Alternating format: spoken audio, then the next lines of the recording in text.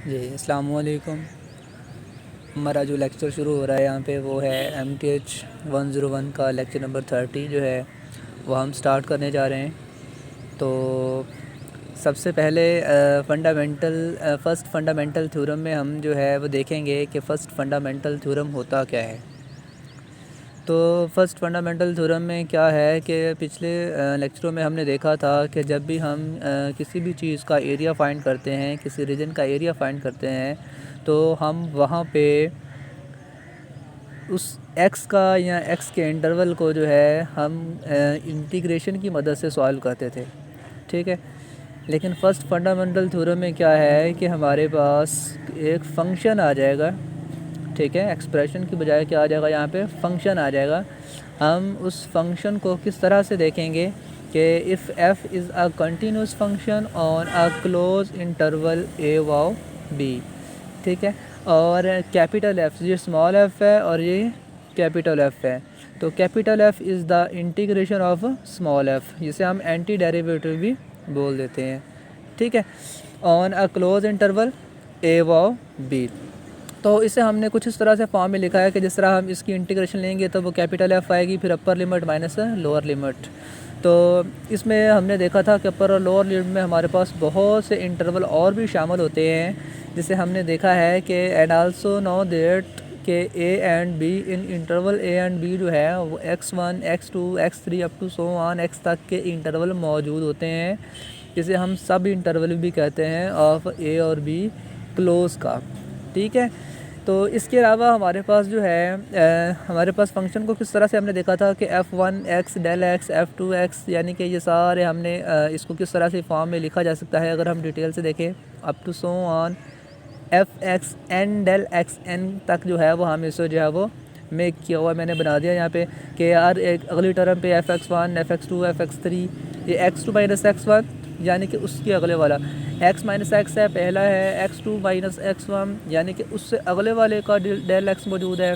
ठीक है, तो इस तरह से अगर हम जो है वो इन तमाम तार को ऐड करते हैं तो ऐड करने से इस रीजन का जो है वो हमारे पास एरिया आ जाता है। ये चाहे अलजेब्रिक फंक्शन हो या चाहे किसी साइन, कॉज या ट्रिग्नोमेट्रिक फंक्शन के लिए ही क्यों ना हो। ठीक है, तो इसके अलावा हम ने जब देखा तो हमने F of B minus F of A, इस अगर इसके तमाम तार इंटरवल को इकट्ठा कर लेंगे तो सिग्मा जो है वो सिग्मा के इक्वल टू 1 to n और एफ ऑफ के एक्स के डेल एक्स के, यानी कि वो तमाम तार फंक्शन एंड उनमें डेल एक्स का जो इंटरवल है उनका जो है हम इस तरह से समेशन अगर ले लेते हैं तो वो इस रीजन का जो है वो हमारे पास एरिया होता है। और ये अगर हम फंक्शन के तौर पे ले लेंगे तो ये हमारा जो है वो फर्स्ट फंडामेंटल थ्योरम कहलाता है। तो इसको हम इंटीग्रल की फॉर्म में भी लिख सकते हैं। इंटीग्रल की फॉर्म जो है वो कुछ इस तरह से है कि a to b f of x dx and capital F is the integration of small f(x) and b of a is a limits. तो आइए हम एक एग्जांपल करते हैं इसकी कि किस तरह से एग्जांपल में हम इसको कैलकुलेट करेंगे कि x की इंटीग्रेशन लेंगे तो वो बन जाएगा हमारे पास x का स्क्वायर बटा 2। तो x का स्क्वायर बटा 2 जो है वो हमारे पास इस x की इंटीग्रेशन है, ये 2 और 1 जो है वो इसकी लिमिट आ जाती है। देन क्या होगा हमारे पास कि 1/2 जो है वो मैंने क्या कर लिया है, निकाल लिया है, और x का मैं लूँगा जब स्क्वायर तो बन जाएगा x का स्क्वायर एंड -1 का स्क्वायर जो है वो -1 का, और 1 का स्क्वायर जो है वो वैसे का वैसे आ जाएगा। देन 4 में से 1 निकालेंगे 3 and 3/2 the final answer of this question. तो आफ्टर दिस जो है वो we will discuss the properties of the fundamental theorem. Then जो है फर्स्ट प्रॉपर्टी जो है हमारे पास वो ये है कि अगर कोई भी कांस्टेंट चीज़ आ जाती है एंटी डेरिवेटिव के अंदर तो वो कांस्टेंट चीज़ जो है वो इंटीग्रेशन से बाहर आ जाएगी। ठीक है, तो ये यहाँ पे कुछ इस तरह से है कि अगर यहाँ पे इंटीग्रेशन का सिंबल हो तो वो सिंबल जो है वो बल्कि मैंने ये कैपिटल F(x) लिखे हुए हैं, यानी कि मैंने इंटीग्रेशन ली हुई है, तो वो इंटीग्रेशन जो है वो लिमिट जब अप्लाई करेंगे किसी चीज़ के ऊपर तो कांस्टेंट चीज़ जो है वो बाहर आ जाएगी। ठीक है, इसी तरह जब कोई दो चीज़ें आपस में सम हो रही होती हैं तो जब उस पर लिमिट्स जो है वो अप्लाई की जाती है तो क्या होता है कि अलग अलग जो है वो लिमिट अप्लाई हो जाती है। पहले इस फंक्शन पे होगी, देन वो इस फंक्शन पे जो है वो लिमिट अप्लाई होगी। ठीक है। इसी तरह अगर वो सब्ट्रैक्ट हो रहे हैं तो पहले फर्स्ट फंक्शन पर upper limit minus lower limit के हिसाब से, देन आपके पास सेकंड फंक्शन पे जो है वो उसके हिसाब से, ठीक है। तो नेक्स्ट हमारे पास जो है इसके लिए नेक्स्ट जो है वो नेक्स्ट टॉपिक कुछ इस तरह से है कि एक और एग्जांपल आ जाती है आपके पास कि by using the first theorem. तो फर्स्ट फंडामेंटल थ्योरम के बारे में तो आप जान ही गए हैं कि उसने कहा है find the area of y equal to cos x on interval 0 to 2 पाई। अब देखें जो हमें फंक्शन दिया गया है उस फंक्शन में अगर हम देखें तो y equal to cos x दिया हुआ है, ठीक है। तो कॉज एक्स जो है ये हमारे पास 0 पे मैक्सिमम होता है एंगल अगर 0 हो, और π/2 पे वो 0 होता है, ठीक है। और ये कॉज की जो है ये वेव होती है, कॉज की जो सिंबल जो है वो साइन, कॉज की वेव जो है वो कुछ इस तरह से चल रही होती है, और जो साइन की वेव होती है वो यहाँ से शुरू होती है, यहाँ से सेंटर से। तो कॉज की वेव जो है वो कहाँ शुरू होती है, ऊपर से ऐसे। आप इसको सिंबल वैल्यू पुट करके देख सकते हैं 0, 1, 2, 90, 60, तो आपको कुछ इस तरह से जो है वो वेव शो हो जाती है।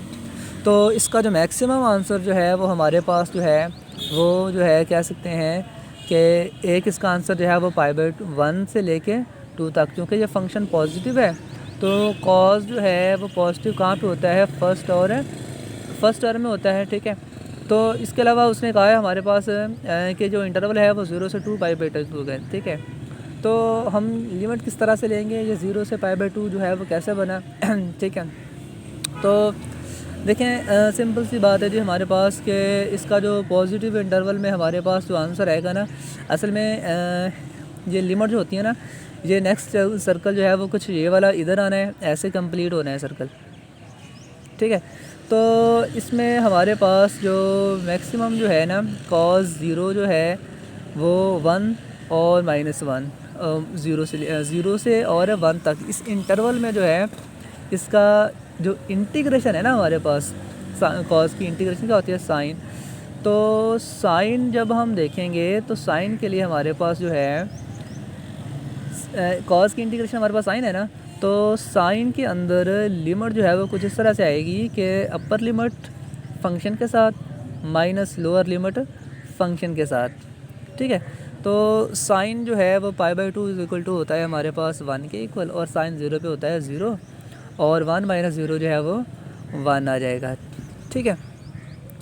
तो इसके अलावा हमारे पास जो है तो ऐसे भी आ जाता है हमारे पास कि नेक्स्ट क्वेश्चन जो है, इससे पहले देख लेते हैं कि नेक्स्ट क्वेश्चन जो है वो हमारे पास कुछ इस तरह से है कि अगर आपके पास एवेल्यूएट करना है, आपके पास एक फंक्शन दिया है 0 to 3, लिमिट दी हुई है x की 3 - 4x + 1।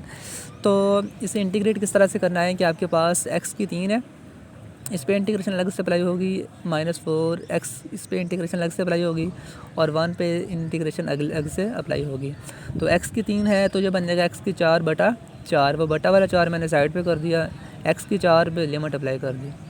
4 कांस्टेंट था बाहर आ जाएगा, x पे इंटीग्रेशन अप्लाई करेंगे तो वो बन जाएगा x²/2, वो बटा 2 मैंने 1/2 साइड पे कर दिया। दैन हमारे पास 1 कांस्टेंट है, कांस्टेंट की इंटीग्रेशन जो है वो x होती है।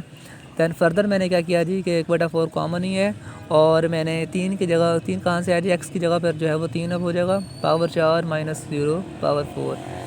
दैन आपके पास क्या आएगा, तो -2 ये 2 इस 4 से कैंसिल होगा तो ये 2 बन जाएगा, और ये x की जगह पे 3 आ जाएगा, 3 का स्क्वायर -0। दैन यहाँ पे क्या होगा, x की वैल्यू पुट करेंगे, अपर लिमिट में 3 है, लोअर लिमिट में 0 है, तो वो हमारे पास 3 - 0 आ जाएगा।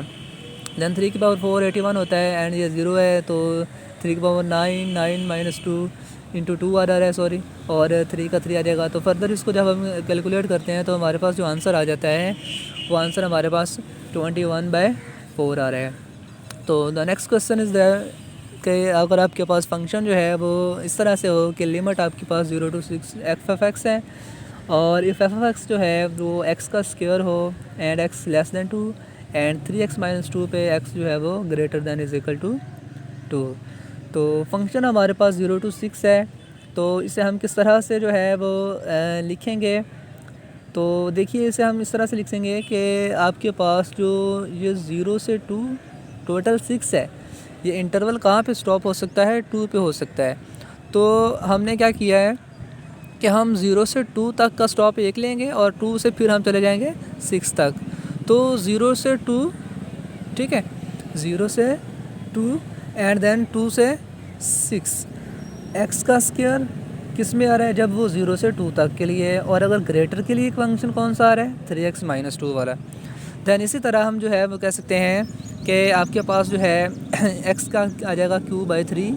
इस पे जो है q/3 में क्या होगा कि x के क्यूब में जो है वो 1/3 कॉमन आ जाएगा और x की जगह पे आ जाएगा 2⁻³ माइनस लोअर लिमिट, ठीक है। दैन हमारे पास जो है क्या आ रहा है जी, ये इसका आ जाता है। जब इसका हम करेंगे तो इसके लिए हम क्या करेंगे जी कि 3 कांस्टेंट है वो बाहर आ जाना था, x का हमारे पास आ जाना था x का स्क्वायर बाय 2, ठीक है।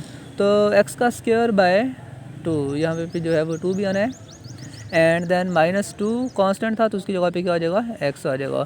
तो फर्दर इसमें जो है कैलकुलेट करेंगे इसमें, ठीक है। तो कैलकुलेशन करने के बाद आपके पास जो है वो फर्दर आंसर जो है वो इसका बन जाएगा 128/3। ये मैंने यहाँ पे जो है वो डायरेक्ट लिख दिया था, तो आप इसे करके देख लीजिएगा, आपसे बआसानी कैलकुलेशन ये वाली हो जाएगी, ठीक है। तो द नेक्स्ट इज़ दैट जो है वो हमारे पास ये है कि ये लास्ट क्वेश्चन है हमारे पास। तो इसमें जो है ये हमारे पास है लीस्ट जो है इसे कह सकते हैं मीन वैल्यू थ्योरम, ठीक है। जो मीन वैल्यू थ्योरम क्या होता है, मीन वैल्यू थ्योरम में हम क्या कह सकते हैं कि मीन वैल्यू थ्योरम जो है वो कुछ इस तरह से है कि अगर आपके पास एक फ़ंक्शन जो है वो कंटिन्यूस हो और फंक्शन कंटिन्यूस इस तरह से हो कि वो क्लोज इंटरवल में वो भी एटलीस्ट 1 नंबर जो है वो x के हिसाब से जो है उसमें मौजूद हो जो फंक्शन होता है, ठीक है। ये मैं लिख सकता हूँ कि a to b f(x) dx है और इंटीग्रल में f(x) के ऊपर स्टार लगाया हुआ है, ये उसके नंबर ऑफ टर्म होगी। ये b - a जो है वो उसका इंटरवल है जिसे हम डेल x के नाम से देते हैं। तो एग्जांपल इसकी देख लें जल्दी से। f(x) उसने कहा है continue 1/4 the mean value theorem there is exist. क्या फंक्शन अगर f(x) कंटिन्यूस हो 1 और 4 के दरमियान में तो मीन वैल्यू थ्योरम जो है क्या वो एग्जिस्ट करेगा। तो लिमिट देख लीजिएगा, 1 से 4 है, 1 to 4x² minus is equal to आ रहा है f(x) 4 - x, जब b - a की जगह पे आ रहा है। इस फार्मूले को ज़रा देखें, इसमें मैंने वैल्यूज़ की पुटिंग कर दी है। तो ये बन जाएगा मेरे पास 3, ये f(x) का स्क्वायर आ जाता है, जो कि हमारे पास फंक्शन में जो है वो x का स्क्वायर आ रहा है यहाँ पे, ठीक है जी। तो फंक्शन हमारे पास जो है वो f(x) जो है वो स्क्वायर आ रहा है फंक्शन में, तो उसी वजह से हमारे पास इसके ऊपर जो है वो स्क्वायर आ जाता है। फिर देखिएगा यहाँ पे 3 जो है x स्टार के ऊपर स्क्वायर ये वाला वैसे का वैसे, यहाँ से मैं दोबारा लिख देता हूँ अगर आप लोगों को प्रॉब्लम हो रही है तो। 3 का स्टार जो है इस पर स्क्वायर आ जाता है और ये 1/3 है। और ये देखें हमारे पास क्या है, यहाँ पर जो है वो 4 - 3, ठीक है, उसका जो है 3 बना, तो ये हमारे पास था x की 3, ठीक है। तो 2 था ना, तो इसकी जब इंटीग्रेशन करेंगे तो वो बनेगा x की 3/3, वो 1/3 मैंने बाहर निकाल लिया। तो मैंने इसकी जगह पे जब पुट करूँगा ना वैल्यूज़ को, तो चूँकि वो पावर 3 बनेगी, अपर लिमिट 4 है, लोअर लिमिट 1 है, 1 की भी 3, वो 1 ही रहना था, इसलिए मैंने 1 की क्यूब नहीं लिखा यहाँ पे। तो 4 की पावर 3 - 1, जब इसे फर्दर हम कैलकुलेट करेंगे तो वो 21 आ जाएगा और इस पे डिवाइड करेंगे तो वो 7 आ जाएगा। स्क्वायर रूट को ख़त्म करेंगे, स्क्वायर को ख़त्म करने के लिए स्क्वायर रूट लेंगे तो वो 7 इसका फाइनल आंसर आ जाएगा, ठीक है। तो ऑल द बेस्ट, ठीक है। अगर किसी को किसी किस्म की कोई प्रॉब्लम है तो वह मुझसे पूछ सकता है। ओके, अल्लाह हाफिज़।